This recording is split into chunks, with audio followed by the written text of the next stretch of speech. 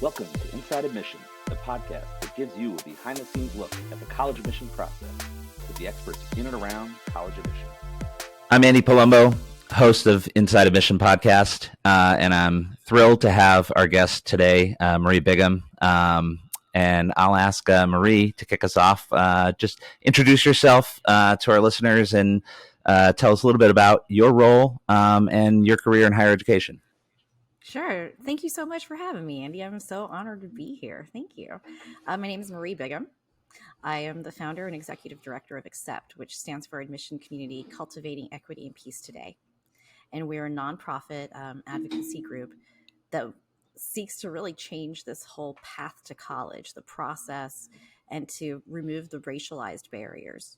There's so many barriers in this process, and they have an outsized impact on students of color. And so the goal of ACCEPT is to remove those barriers, to really redesign this thing, to make this path to college equitable and just. Before starting ACCEPT, I worked in the higher ed college admissions ecosystem for 23 years, first in admission at my alma mater at Washington U in St. Louis, and then as a college counselor at independent schools around the country in New York, San Diego, Dallas, and then New Orleans. And had a very privileged, I had a career that I think most folks who work in this space would be really proud of. And not only have I worked in some extremely well-resourced schools where people care a lot about college and that path to college, but have also had the opportunity to serve on 2 national boards for our profession, on 2 different regional boards.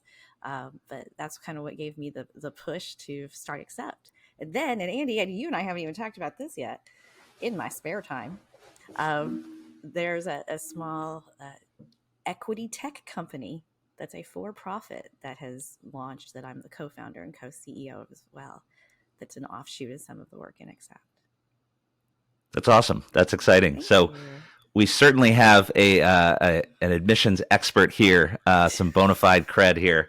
So, but before you were an expert, you were sitting in the same seat that some high school juniors and high school seniors are. So tell me a little bit about your process when you were a student and, how did you ultimately decide where to go? What was that whole process like? Sure. It's funny when I talk with parents about the college process, they immediately go to their lived experience, which might have been 20, 30, 40 years prior. And my first response is, oh, this stuff changes so much that what you went through isn't really relevant here.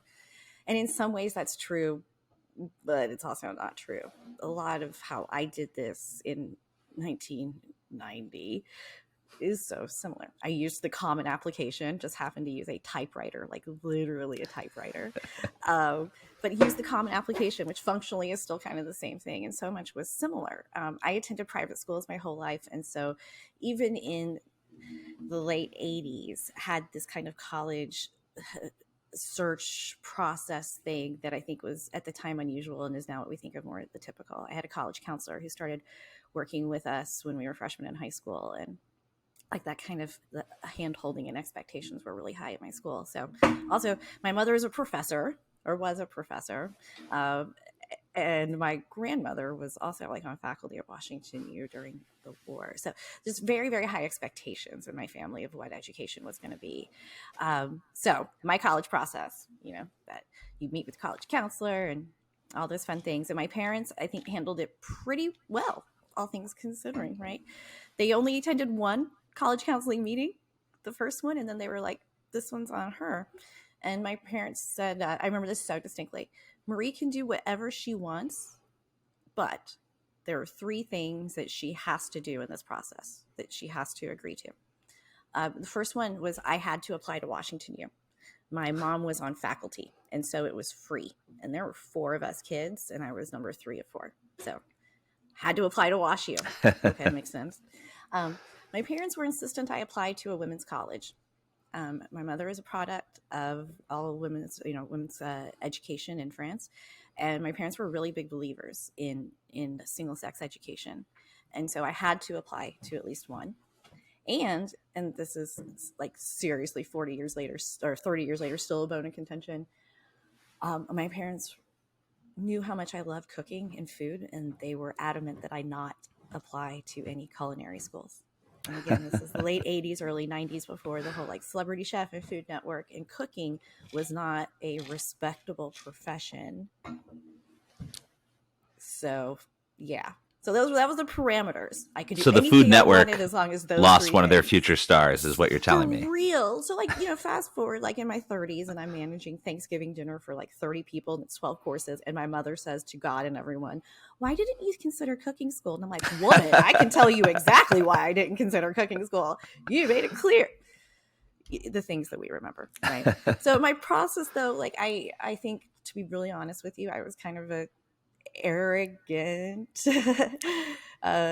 full of myself student who was really good at things I cared about and really not good at things I didn't care about. And I think my college process kind of reflected those things. I applied at the time to an appalling number of college. Nobody else in my class applied to 12 colleges. Nobody. And I think I held the record for a while. And where I got in, like to this day, as many years as I have experience, I still can't really figure out how this all fell out, right? I didn't get into Washington U, which I was very okay with, because I didn't want to go to college where my mom was on campus and my sister was on campus. Yeah. Right. And like, I didn't want that, but I also didn't get in, which really pissed me off. And, I didn't get into the two places that I loved the most. Which, okay, I might have a little bit of bitterness still, but not a lot. And really what it came down to, and I say this somewhat sheepishly, but just I will own this, came down to two colleges. Bryn Mawr, a women's college in suburban Philadelphia, very intellectual, very brainy, and Tulane in New Orleans. And where the drinking age was still 18. My class was the last one. And so literally, I did a poll among my friends and said, do I look better in summer clothes or winter clothes? And they said summer. And I said, Tulane, here I come.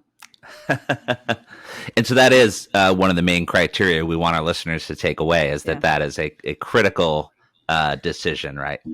Honestly, it's so funny because working with students, I would hear their thought process, and I would witness the thought process often with their parents or other adults in the room. And they would just say to the students, why would that be important? Why would that be important? And I'm like, well, because it's where they're going. Like, they get to decide what's important to them or not. And that's a moving target. We live in New Orleans now in part because I look better in summer clothes. I mean, we just don't I don't like cold weather, but we make choices for a lot of reasons. Yeah. That was my college process. Well, I appreciate it. I think that's great to underscore, because that is one of the things that I think is difficult for students and parents going through the process. Is there's an overwhelming number of schools, an overwhelming number of majors, and how do you narrow it down? And so, obviously some people will go to college rankings, but really I think, all joking aside, it's important for students to know what it is that they're looking for, and that those should be key factors in their search. I think later we'll talk about value and how one defines that in college. But I really think that's, as we talk about that, something that I think we should focus on differently. I think we put a lot of pressure. If we think of, and I want to debunk this later, if we think of college students as 18 to 22, which is not the majority anymore. But if we think about that, then we're putting a whole lot of pressure on 17 and 18-year-olds, 22-year-olds. Their brains have good 5 more years to cook. We're putting a lot of pressure on them to make decisions that are completely unknown, without a lot of information, without a lot of data backing. And I think it's really unfair how we do that in this Absolutely. process. Absolutely. So transitioning from that, goal of this podcast is to try to show the human side of professionals working in and around college admissions. And, when you and I spoke about coming on the podcast, you selected a few topics for us to chat about. And one of those was transferring. And so while some students plan on attending a community college and then transferring to a 4-year university, many never consider this path. So, despite that fact, as you mentioned, the majority of students aren't quote unquote traditional students, 17, 18-year-olds coming from high school. The National Student Clearinghouse tracks student transfer rates, and, more than a third of students will transfer at least once in their college journey. Many will transfer multiple times. So you've lived this personally, and Oh yeah. you've also worked closely with transfer students. So talk Yeah. to us about Sure. some of the planned reasons and unplanned reasons that students Sure. may transfer. Well, my college search story didn't end at Tulane. I attended Tulane for 3 semesters, and I'm very lucky that my parents allowed me to stay for 3 semesters. And I'm extremely lucky again that my mother was on faculty at a college that paid for us to go to college. And so I made some mistakes that, again, incredibly fortunate and privileged that those mistakes didn't have big financial ramifications for like they could have for others. So I went to Tulane. Like I said, the drinking age was still 18. I was the last class. And so I went to New Orleans and had a really good time. Uh, the I was not a good student. The skills that I thought that I had developed in high school were more about how to perform school to get a Mm-hmm. grade, not about how to learn, not about how to be responsible, things like that. And so I bottomed out really and transferred very much through, again, a lot of privilege and a lot of grace that was extended to me. Now, that said, and I think this is important, I would never trade my time at Tulane to go to WashU for 4 years, nor would I trade time at WashU for no Tulane. Like those things are both were incredibly important experiences for me. At WashU, where I transferred, I became thoughtful. I became more mature. I became much more independent. I learned how to make mistakes, figure it out. I became a thinker. I learned how to learn on my own. But at Tulane, I became an interesting person. I learned about food and culture and navigating different people and, again, solving problems. And so both of those things were incredibly important parts of my education. Just going to say that out loud. It's the first thing I want to say about transferring. Transferring is not failure. It's not a mistake that has to be corrected. There's a gazillion reasons why a person might want to transfer and why not. When I worked in high schools, I would be very honest with students and tell them, as high school seniors in the spring, there is a calendar. You will call me at a certain time of year. I can predict almost to the week when you will have the moment of, crap, I don't belong here. I'm going to call my former college counselor, talk about transferring. I'm going to have a meeting. I'm even going to start some applications. And then I'm going to come home for winter break, and I'm going to realize that maybe this wasn't all things, and I'm going to miss those things at school. And then I'm going to forget all about transferring. And then when I call back as college counselor in like February and say, hey, do you want to talk about that? That student says, I don't know what you're talking about. I never wanted to transfer. I love it here. That's really typical freshman year to have some pretty specific milestones of, I can't do this, especially if you're away from home in a residential place. You just described my first year of college to a T. Yep. It's true. I remember, again, as much as I love those first, that time at Tulane, I remember calling my parents like 2 weeks in and saying, I made a huge mistake. I don't like it here. People are mean. I don't understand this. I need to go home. And my parents being like, suck it up, kid. Okay. Well, figured that one out. And even if someone has really fantastic reasons for wanting to transfer, I really think that it's in their best interest to give it a year under the belt to figure that out, unless there's something really dire that says otherwise. I think after freshman year, when students want to talk about transferring, I think there's some really specific things that we could get into and talk about why that's a good idea. Financial is a huge one. And frankly, more and more students, I would say like in the last 5 to 8 years, when they talk about transferring, it's because of financial reasons, that cost of living in the place was more expensive than they thought. Financial aid didn't cover everything. Just lots of financial reasons. And they say, frankly, I need to go to a in-state public that's way more affordable. That's a big one. We talked earlier about students not really having an idea of what you might want to study. You're not exposed to a lot in the world. A lot of times students, when they want to transfer, they pick a first college because of some specific academic reasons, find that they want to do something else and choose to go elsewhere to follow that. How they want to live, type of people they want to be, like, all those things are great reasons to transfer. And that's okay. It's not failure. It's absolutely, frankly, it is just becoming the more typical path to kind of try different places than just one. So are there some reasons to not transfer? I think, this will tip my hand as a counselor. I tend to, when a person is in their first year of college, to focus on those, now why you transfer, like really kind of pull that apart. I think the reasons to not transfer, relationships elsewhere, trying to save those. I hear that sometimes. Yep. my beloved is elsewhere, and if I'm just with them, it'll be better. I don't know if that's a reason to pick up and go. Um, the one that makes me anxious and nervous is when the student starts college with their eye on the exit sign, hoping to trade up. Mm-hmm. They want to climb the prestige ladder. I didn't get into the colleges I wanted, so I'm going to go to this place. Again, the eye on the exit sign. I'm going to go kill it there, and then I'm going to transfer. Well, it doesn't really work that way all the time. Those are reasons that I find concerning about why. That's great. Thank you. So getting back to the values that you mentioned before, if we're suggesting to students that this should be about them, it shouldn't be about someone else's list. It shouldn't be about perceived prestige or any other number of other people's opinions. What should be driving students' process? Yeah. That's a tough one to wrap my head around for a long time. And I mentioned this before, but a book came out in this last year about paying for college that I think is really a great framework of researching college. The book is called The Price You Pay for College, written by Ron Lieber.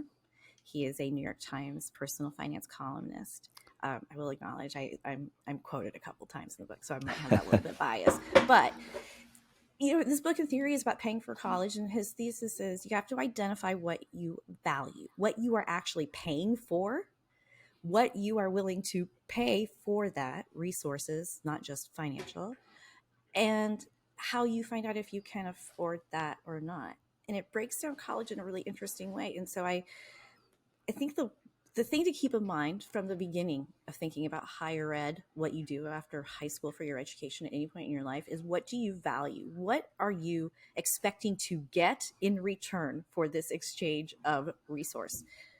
You're going to pay financially. You're going to pay with the time and commitment. You're going to pay, if it's residential, with your space by being there. What do you really care about? What's the real purpose of this? If that is prestige, that's okay. Just say it, acknowledge it, go with that. But it's really critical, I think, from the very beginning to say, here's why I'm doing this and what I'm paying for, to be honest and transparent and non-judgmental about it. And then say, okay, now that we've identified that, how do we hold the institution accountable for this? What's the research to see if this place lives up to that? I think that question, what do you value and what are you willing to exchange? That's great. It's very capitalist. It's very, I'm trying very, very hard to strip away like the mythology, the romanticism of college, right? Because I think, frankly, that's why a lot of people get into a lot of problems and spend way too much money at times and make some just crap decisions. I'm trying to, in my mind, constantly shift to, this is a consumer good. You are exchanging resources in exchange for something at the end. What is it? And by stripping that down, I think it helps make it a little more clear. Well, I just want to second your recommendation of Ron Lieber's book. Ron's actually going to be on the podcast in an upcoming episode. And I was in the middle of one of his chapters, is close to the beginning of the book, where he's talking about college savings plans. And parents, I put down the book that moment and I went to Fidelity and I signed up because it is sobering, that book, in terms of the finances, but also it's very helpful in terms of trying to find that value, as you're saying, Marie. Yeah. So shifting gears a little bit, let's talk about when students arrive at college, that major life transition. There's all sorts of feelings. There's excitement. There's sadness. There's anxiety. Often all at the same time, and often in our students and our parents. Let's discuss what that process is like for first years, for transfers, and for parents who are assisting their students through the process. So. Sure. Specifically, starting with parents, what should their role be in supporting their student as they're approaching that transition? Should they be the dive bomber parent who swoops in and takes care of everything? Should they leave it all to their child because this is that point of maturation? What's the balance parents should be striking? Oh gosh, it's so funny.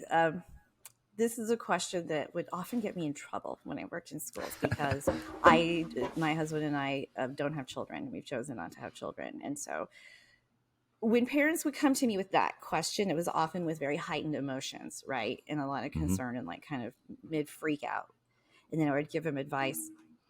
And inevitably, at least once every academic year, some parent would shout back at me, "You don't have kids. What do you know?" Like, oh, okay, that's valid. And for a long time, I held on to that until my mother joined the Peace Corps.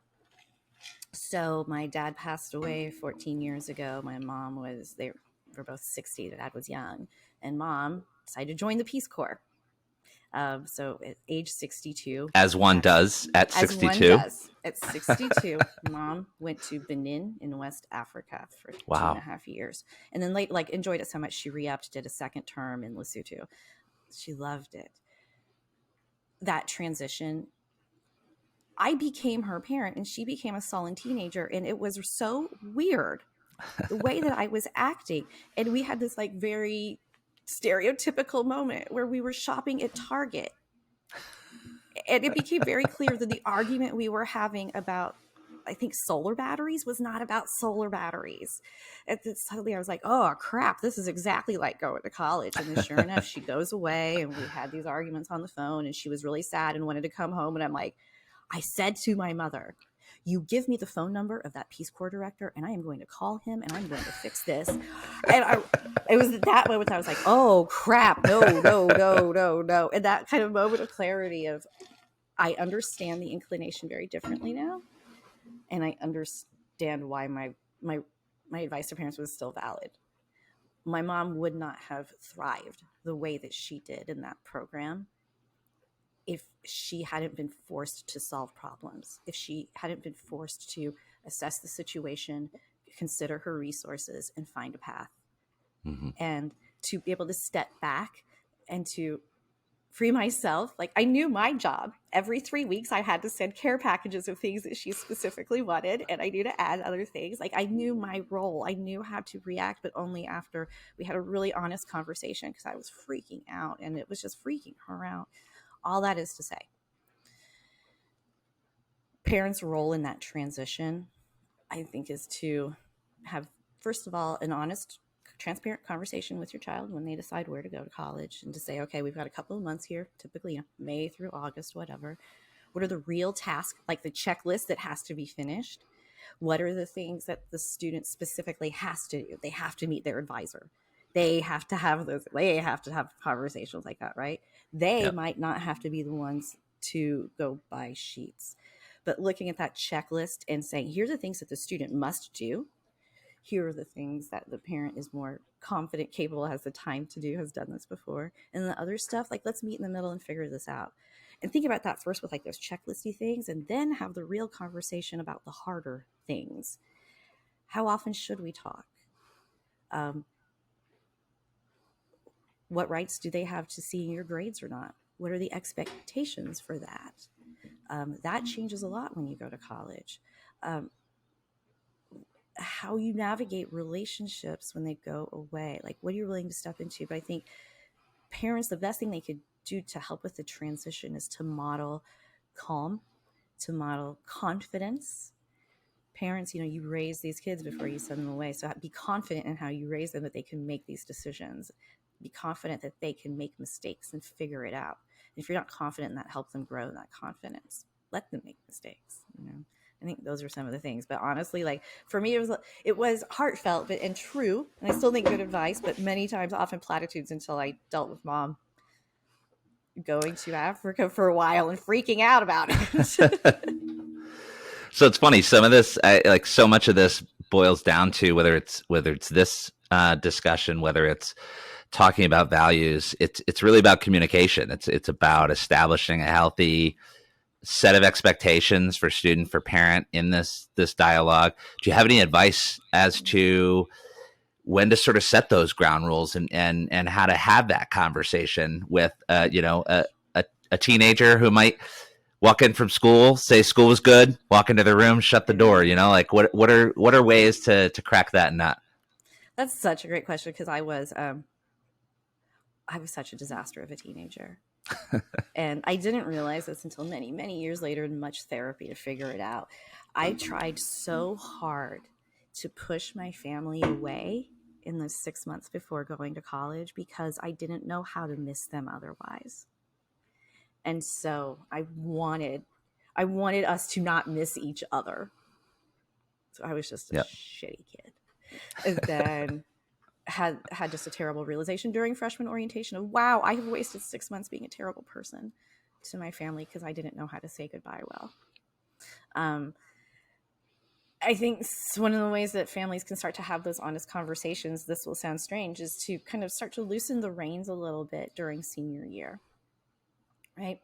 Show the trust, show that you have confidence in their decision making, and say that clearly. Hey, we're not going to have a curfew for you second semester because we know that in 6 months you're not going to have a curfew. And so here are the expectations.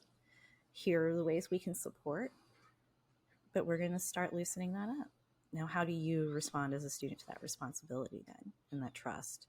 But I think especially, in the college process is a good place to start that. Don't hover. Don't edit every word. Let them have the freedom and the space to express themselves and start to loosen that up a little bit.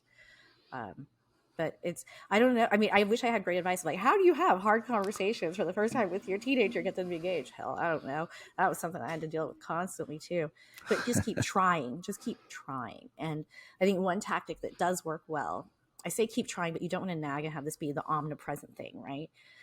Like I've said to many parents, the college process, you had a whole relationship with your student from birth until before they started applying to college, that you talked about many, many things. And then suddenly college admission shows up and that becomes the driver of every interaction and conversation. It's kind of soul crushing, right?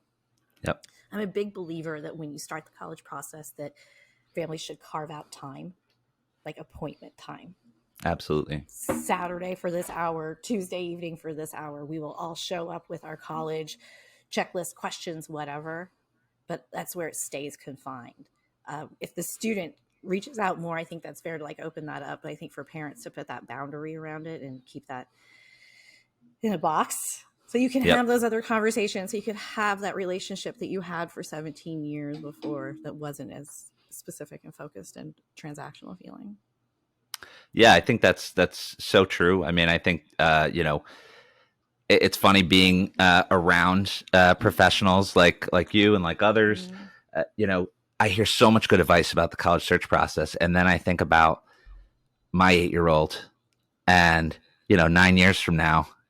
And I'm like, wow, that's going to be really hard advice to follow. And so I think I've often seen some of my friends and colleagues in the field are some of the worst offenders, despite all the knowledge we have. And so it's this natural tendency that you have to grapple with. But I think, it is a really good piece of advice to try to block that time out because, the process moves so quickly and it engulfs senior year. And that by the time it's over, you just have those summer months. And very often things play out, hearing you talk about your final 6 months before going off to college, brought back a lot of similar memories for me. And so I think it is a good tactic to try to make sure that, as you're going, if you're privileged enough to get to visit some colleges, trying to find things along the way that aren't solely about the college visit experience and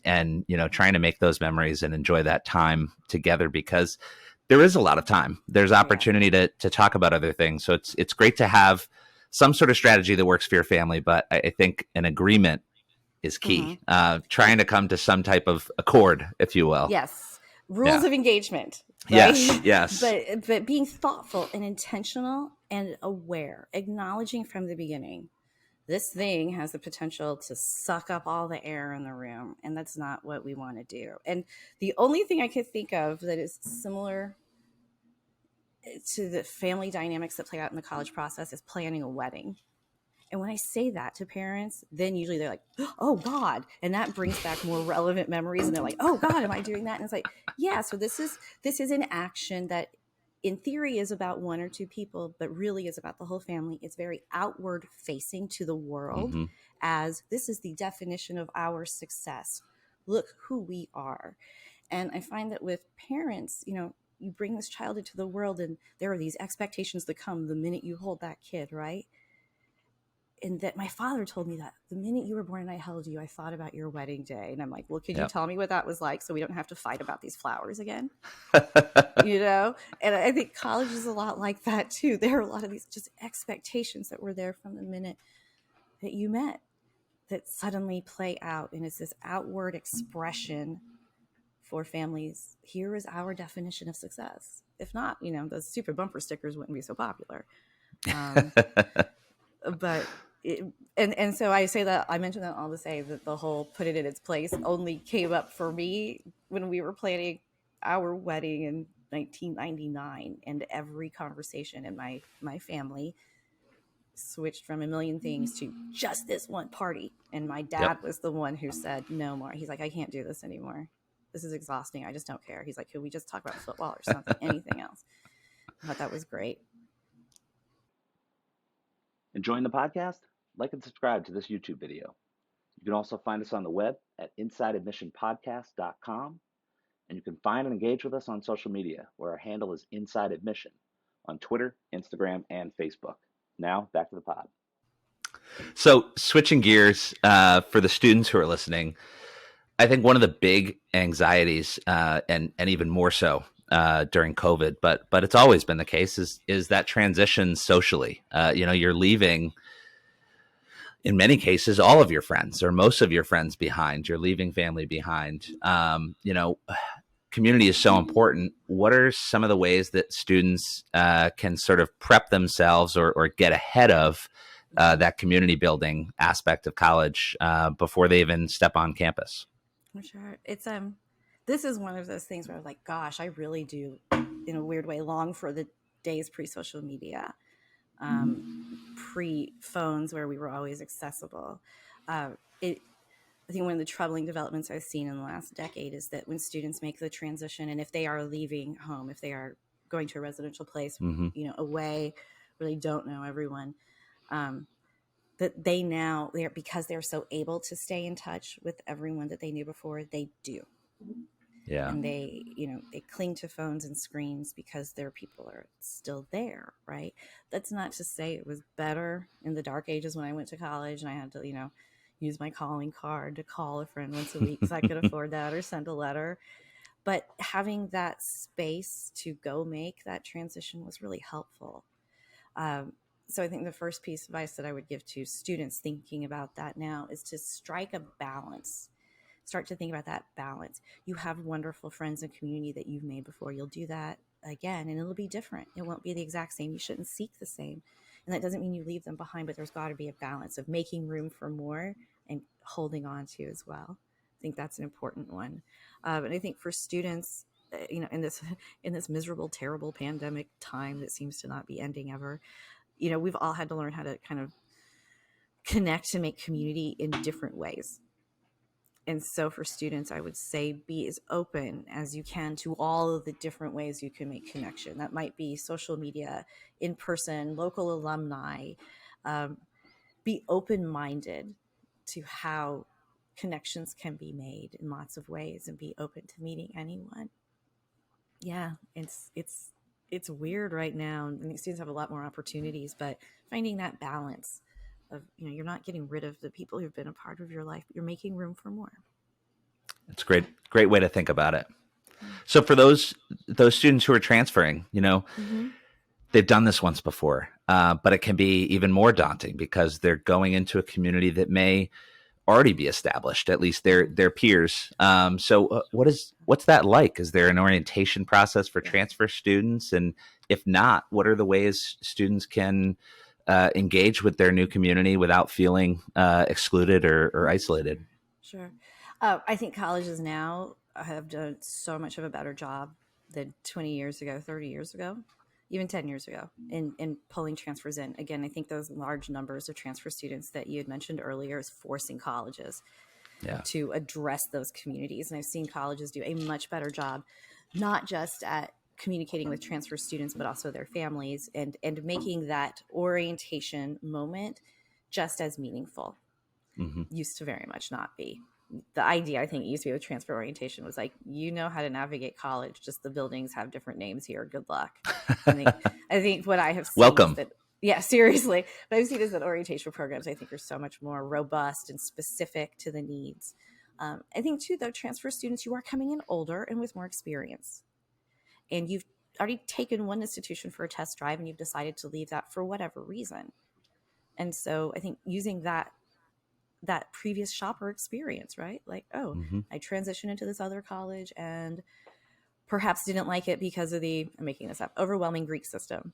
Okay, so hopefully when you transition, when you transferred, you chose a place that didn't have that as a barrier. So how then do you navigate? How do you find people that way? Certainly not going to go through Russian, So I think you use that as a transfer. You have to use that previous experience that you had as well. You must create that yourself. And then, the third option, and this was something that I did. So I transferred after 3 semesters. And again, this was dark ages, so we didn't really have a transfer orientation program. When I became the transfer coordinator, when I worked in admissions, that was something that we developed. But again, that was late 90s, early 2000s. My brother started at Washington U his freshman year during my second semester. And so I just went to some of his orientation things too. And it was a semester later, but hell, I didn't care. I was like, well, we'll see what this is. And it was perfectly fine. Nice. So one more theme that's come out over the past 2 years has been just the disrupted student experience as a result of COVID and some of the public health responses that colleges are having to try to ensure that students, can be on campus if it's a residential campus. But, social distancing, masking, different rules for events. It is not the college experience that you and I knew and that even, 4 years ago, students knew. So, for students struggling in that context to connect, what are some ways to do so? We know that, there's research out there that suggests that students are most successful when they make at least one connection with a peer and one connection with a faculty member. So what are the ways with each that they can navigate that through this sort of, extra degree of difficulty socially? Yeah. I in thinking about this question, the first thing that came to my mind wasn't quite the answer, but something that sticks with me. Whenever I would visit colleges and meet faculty, I would always ask the same question: what can we do in high schools to better prepare high school students to be college students? And this one faculty member, I don't even remember where this was, said, you go to high school to be taught, you come to college to learn. And that's a shift of responsibility, right? One is passive, one is active. One requires others, one requires more responsibility on your own. And I thought immediately about that quote, thinking about this, how you make connections during this time, right? Yeah. In high school with this whole online thing, like so much is handed to you, and college is not going to be. Students, I think, need to be really intentional and targeted and thoughtful about who and how they want to connect with someone at this moment. I agree with you. Like, it's not that you have to make 50 million friends. It's not that you have to be besties with every faculty member. But if you know that there's one class you're especially interested in, you might be struggling, then you want to be thoughtful and intentional in how you engage in the online classroom space, how you reach out, how you ask for help. Again, you don't have to make really intense efforts with literally every person. But when you find someone who you connect with, you do want to be, I think, thoughtful and intentional and engaged with how you do that. But I think taking the pressure off of saying, this is just transitioning online, but I still have to be the social butterfly and make a gazillion friends and do all that. Take that pressure off during this time. It's okay to make a couple of really good connections or even okay connections. The timing will just feel a little bit different, but acknowledging some responsibility in that too, I think, is useful. That's great. So I want to get to a final topic we discussed, and one that I think is near and dear to both of our hearts, but that is debunking college myths. So I think one of the fun things / incredibly maddening things about working in and around college admissions is there are so many uh, misunderstandings, myths, uh, lies that are out Yep. in the ecosystem, and it's really difficult for students and parents to understand what these are and to navigate it. And so, I'm curious, what are some of the biggest ones, whether they're just misinformation or second, third hand information? Like what are some common beliefs or fears, and what's the real story? Sure. And I thinking about that, oh my gosh, like we could spend hours talking about myths and mythology and debunking the myths. And I have really strong opinions about this. I think the mythology of how college admissions works is so dangerous and has led to so many bad practices. And I think, frankly, as a profession, we benefit from keeping the mythology alive. And so even though we know this isn't how it works, we benefit from this professionally. So Mm-hmm. I have a lot of strong feelings. That said, I chose 3 myths that are not quite that, but just to poke out a little bit. First is that the college years are the best of your life. Second is that TAs suck and that only full professors matter. And third is that prestige and reputation matter. Those are the myths. Those are great. Thanks. So that I get so anxious when I hear adults say, and I think they're well-meaning about it, college are the best years of your life. No one should peak between the ages of 18 and 22 if we're using those years. But even so, let's say it takes you longer. No one should be peaking at that time. Now, I had a lot of fun in college. I would define college in many ways. Very fun, very challenging, far fewer responsibilities. Mm-hmm. Definitely more day drinking. Made wonderful friends, had great experiences. But to call those the best years of my life, I think is, I just don't think that's correct or accurate. I wasn't a full-fledged human being then yet. Not that I am now, but certainly wasn't then. So college should not be the best years of your life. Let's take the pressure off of students as they make this decision and choice by getting rid of that myth. I couldn't agree more. I think it's on such a pedestal that only heightens the anxiety around making, quote unquote, the right choice. So, what do you think of this? Of my statement that TA, it's not only about full professors. Like TAs don't suck. How do you react to that? I'm curious. Yeah, I mean, I totally agree. I mean, I think that the only people who are at college universities, whether they're faculty, whether they're visiting professors, whether they're adjunct professors, or whether they're students helping to teach, they're there because they want to be there. I think that's one of the first things. No one is getting rich off of teaching college students. And so I saw this play out in my own graduate education. Was my favorite faculty member was an adjunct professor, just someone who has a day job, who had a certain perspective and expertise and taught 1 or 2 classes. And I find that, whether it's a student teacher, whether it's, an adjunct teacher, people are there because they want to be. And so I think a theme that's come out in our conversations has been relationships. I think in places where TAs are added, they tend to be larger classes where they're trying to break down and have more discussion focus. And so I don't see it as an either or. I really see it as, there's intentionality there, that TAs are being trained and implemented for a specific reason. And it's because we want to offer this Physics 101 course, but we actually want students to be engaged in their learning. And so we're committing additional resources to getting really smart peers in to facilitate discussion, to help with labs. And so, I think, something that happens at the school that I'm at an engineering school, and there's this common, trope that we can't stand is an engineering dean gets up in front of the first year class and says, look to your left, look to your right.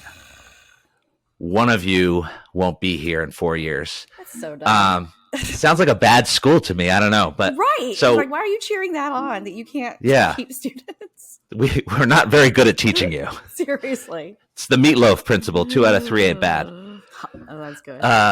But but no, so our dean of undergraduate studies flips it on its head and says, look left, look right. These are the people you'll learn the most from during your 4 years in college. And I completely agree. I think that, your point about college students being there to learn, the learning doesn't stop inside the classroom when you step outside of the classroom. And so, faculty are there to be facilitators. Very often faculty who are experts in the content they're teaching learn something each time they teach a course because of the inquisitiveness of their students or because of a subject matter a student chose or a group chose to present on. And so I think that, looking at it as a community of learners, I think is a really positive way to look at it. And so to your point, very often professors are there for different purposes. You might have research faculty. You might have faculty who blend teaching and research, and you might have faculty who are there specifically to teach because that is what they're good at. And so there are many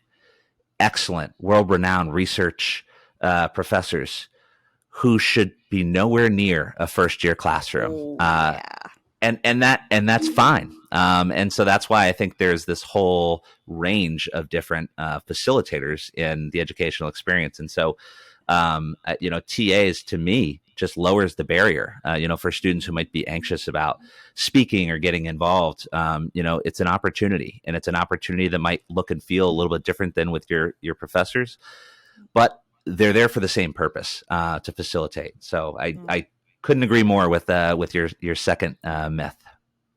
Well, that leads to, I think the way that you described that really leads to my thinking with the last one. I think there are 50 million reasons we could say prestige and reputation don't matter. I mean, it's all about branding, right? And again, to strip out the mythology and make this what this really is, you're purchasing a good or a service. What do you get from it? And so much of prestige is, and let's be honest, like rankings and things like that, it's just this self-serving cycle. I know this name must be good. But when you were talking about the TA thing, I will brag about him. I think about my brother. So my brother is a lecturer at UC San Diego, where he earned his PhD. When he was a PhD student and a teaching assistant, he won more teaching awards than almost anybody, including faculty. Like, he was that's incredible of a teacher, but he's also a musician and a working musician. And so he chose specifically to go the lecturer route, not research faculty, because that's not the life he wanted. He still wins almost every faculty teaching award from undergrads, from graduate students who he mentors. But here's what I think about with my brother in prestige. He's a fantastic professor. He teaches at one of the most selective public institutions in the country. He also teaches at a community college in San Diego, the exact same curriculum, the exact same syllabus. So you could get access to the brilliant Dr. Joe Bigham at UC San Diego. And if you're in state, spend like $30,000. If you're out of state, spend like $60,000. Or you could get the brilliant Dr. Joe Bigham at Cuyamonga Community College for like $250 a credit hour. He's the same outstanding professor. It's the same information. And while the students are different, he will tell you that the quality of students is not different. The experience that they bring is different. But the intelligence, the brilliance, that's evenly spread. So that I always think of as like, here, we have all kinds of reasons to tell you that prestige doesn't matter, but there's a really concrete one. If you That's a great example. Prestige is all about that specific professor. And then I think about, in California, there are a couple of institutions that have a lot of Nobel Prize winners. And the big thing that you see on those college tours is the parking spots specifically for Nobel laureates. And, these are on campuses that are urban where there's no parking. And so if you have a parking spot in the middle of Berkeley's campus, like, holy crap, that's worth gold. I have not once in any of these campuses seen a full parking spot that said Nobel laureate. They've all been empty. And every time I ask, does anyone park there? Oh, I've never seen that professor. I've never seen that person. Like, okay, cool. Like that. I'm glad they got that big old award. I'm glad that they're in your view book. I'm glad that we're going to look at their empty parking spot. But that doesn't mean squat for the kid who's going to go there. Yep. And I think that just brings it full circle to what you talked about right at the beginning, and identifying and setting your own values and not relying on someone else's or the perception other people's values. So I think that's a great place to sort of wind up with the last two questions I ask all the guests on the podcast, and that is, what one piece of advice would you give students about the college search process in general? It can be about any facet, but what is one thing that you think is particularly valuable for students to know? Because I like to be extra, I'm going to give two. All right. First one is this is not the most important decision you're going to make in your life, not even close. And we put so much heft and importance to it that it can feel that way, right? And so you can make this decision, you can change your mind. Things can go bad, things can go great. All of it could happen, all of it. But this is not going to be the most important or impactful decision that you make in your life. So take that pressure off of you. And the second piece of advice is, you will be going through a transition that has a lot of emotional attachment and ties to it. Even if you're going to college across the street, the other side of the world, that doesn't matter. It's just a big transition of how you spend your time and responsibility. And for many students, I think rightfully, like, your focus is on you, thinking about your transition, right? But my advice is to spread that field of vision a little bit and understand that everyone in your sphere of relationships is experiencing that transition in one way or another.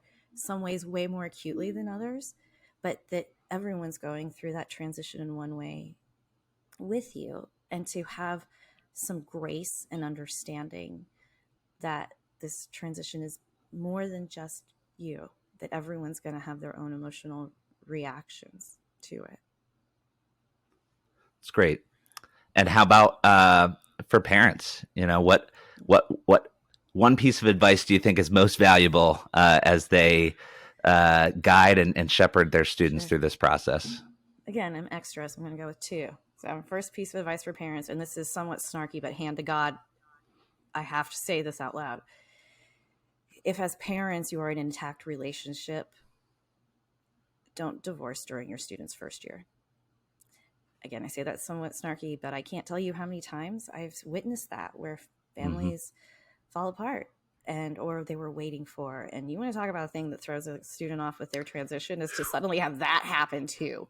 Yeah. And that happens. So think about that a little bit, maybe. Second piece of advice is that this is a big transition in your life. And this is a big transition that you are focused on, and how this is happening. And whether your kid goes to college across the street or on the other side of the world, there's a whole mess of emotions that you're going to go through. And you should be focused on your emotions and your students, but to widen your sphere of thinking and understand that everyone is going to have a reaction, and give them grace and give them space to do that. Well, I can't thank you enough. This has been a tremendous conversation, and thank you for carrying it, Marie. And for those who want to find Marie, she is very active on Twitter. So what's your handle, Marie? Acceptgroup.org is kind of the website you can find everything. But on Twitter, we're Accept Group. On Instagram, we're Accept Group. You can find us on Facebook at Accept Group, and our website and everything else. Enjoying the podcast? Like and subscribe to this YouTube video. You can also find us on the web at InsideAdmissionPodcast.com, and you can find and engage with us on social media, where our handle is Inside Admission, on Twitter, Instagram, and Facebook.